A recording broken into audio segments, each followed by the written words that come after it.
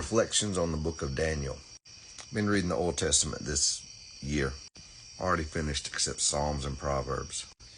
Wanted to offer some thoughts that I had on the book of Daniel. There's a lot of stuff in the book of Daniel. A lot of good stuff to talk about. You have the statue that he sees with the different level and the stone that hits the bottom and destroys the statue, and then a stone fills the whole earth. A stone being the kingdom of God that's working its way out right now. Not going to talk about that. Also, there's another statue that Nebuchadnezzar builds and has them, worship, which is odd, really, because either he built the statue after he found out about the meaning of the dream, or he had it built before. Now, if he had it built after, then he did all that already knowing what Daniel had told him, which was dumb. Or he had it built before, and he just said, well, I guess I'll roll it out there and see, which was also dumb. It's like he was testing God after he had received the interpretation of that prophecy from Daniel. And of course, they survived being thrown in the flames, and then Nebuchadnezzar changed his mind. But I just thought that was interesting how he kind of tried to test God. But that's not what I want to talk about. You could also talk about the 70 weeks of Daniel 9.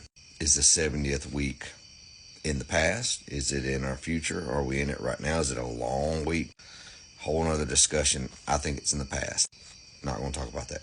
The thing I want to talk about is something I noticed.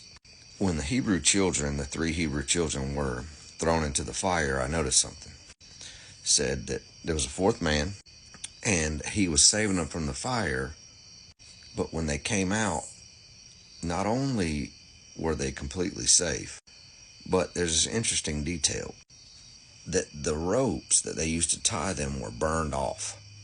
Now, I found that interesting. Why is that detail in there? I guess it could be a couple of things. Number one, it shows that God is in control of the minutest detail of all things. He was in control of every one of those flames to the extent where they wouldn't burn them, but they would burn the very ropes they had on their wrists or their feet or whatever. So God is in control of all things. But also, I think it's kind of symbolic because it shows you that God not only saves you, Jesus not only saves you when he saves you, but he frees you. That is, he burns off the ropes that are binding you.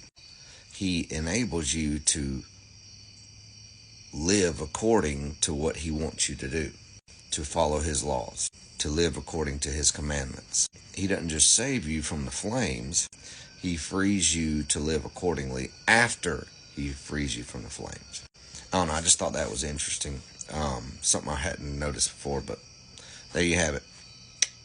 Let's try to live out what God has freed us to live out, myself included,